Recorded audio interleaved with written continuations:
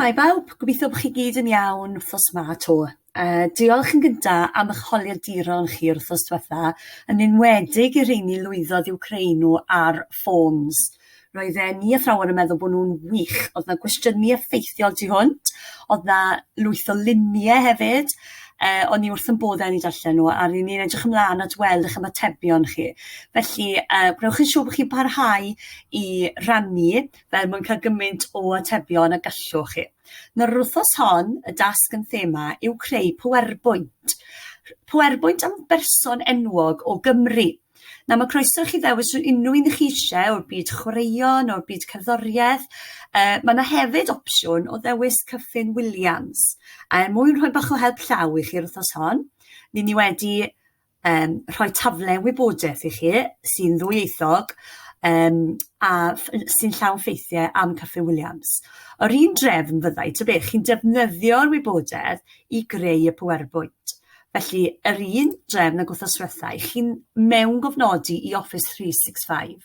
Brefi yn gwneud hynny trwy hwb, a Berwyn y Diffwys yn gwneud trwy Office 365, fel i chi'n neud pan chi'n mynd i Teams neu Forms wrthos diwethaf. Yr wrthos hon, chi'n clicio ar PowerPoint. Nawr, pan ewch chi mewn, roi y ddewis i chi o themau, select a theme. Dewiswch chi'n sy'n fwy addas ar gyfer eich person enwog chi, aros iddo fe agor lan, ac yn syth i chi wedi cyrraedd sleid 1. Fan hyn, byddwn ni'n awgrymu bod chi'n creu clawr.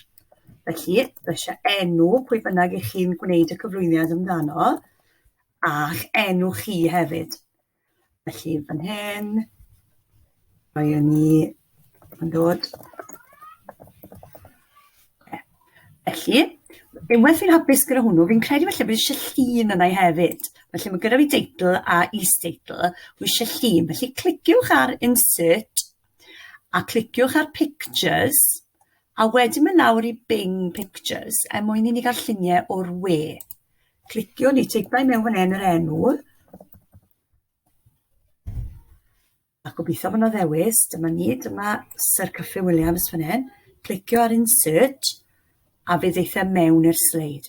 Nawr, beth sy'n gret am hwn yw fe wneud designer greu opsiynau gwahanol o sut mae osod ei allan. Felly, chi'n dewis yr un i chi eisiau, mae yna lwyth o ddewis i gael, chi'n mynd lawr i weld nhw. Dewiswch yr un i chi'n hoffi, a mae wedi gwellai olwg yn barod yn dweud. Wedyn, chi'n mynd i'n Insert eto, a New Slide. Chi'n mynd mlaen i ddewis sleid nesaf, a wedyn chi'n dechrau rhoi mwy a mwy o wybodaeth i mewn am y person enwog. Falle bod bobl eisiau gwybod pwy oedd Sir Cyffin Williams. Ac yn y blaen, ac allwn ni roi map bach mewn, neu roi mwy o luniau, cwbl o linellau. Gwnewch gymaint o sleidiau a hoffech chi. Nawr, os ydych chi'n cofio wrthos diwethaf, mae'r gwaith yma gan bod e mewn yn Office yn arbed yn automatic, mae'n gweud saved fan hyn. Ond mae'n cael ei alw'n Presentation 1. Felly dwi'n mynd i newid hwnna i Cyffin Williams gan Mrs Davies.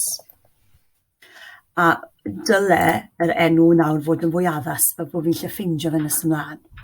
Wedyn, os ydyn ni'n rhannu hwn, unwaith wedi gorffen y sleidiau i gyd, bod chi eisiau rhannu fe gyda'r athrawon, llwch chi naill ai mynd i Open in Desktop App, os ydy PowerPoint gyda chi ar eich laptop neu ar yr iPad, cliciwch ar hwn, llwch chi agor e ar PowerPoint, arbed e trwy mynd i Save As, a wedyn cofiwch ble mae fe ar y cyfrifiadur.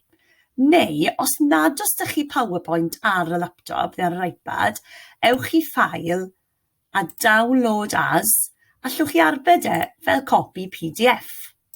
Llwch ni weld sy'n edrych. Mae'n 2 sleid sydd gyda fi, ond bydd e'n edrych yn debyg i hyn. A wedyn, chi'n mynd i File ac yn arbed e Save As eto, a cofiwch ble chi'n arbed e. Mwyn cael e i'r athrawon wedyn, ewch i'ch Teams chi, dyma fi yn Teams Diffwys fan hyn, gallai fynd i'r clip papur ar y gwylod i wneud attach, a gallai wneud upload from my computer, clicio ar y ffeil a fe ddeitha mewn fan hyn a'i ddanfon e. Llwch chi hefyd lawrlwytho fe mewn i files fyna, neu llwch chi ddanfon e trwy chat, neu llwch chi e-bostio fe at y staff. Pob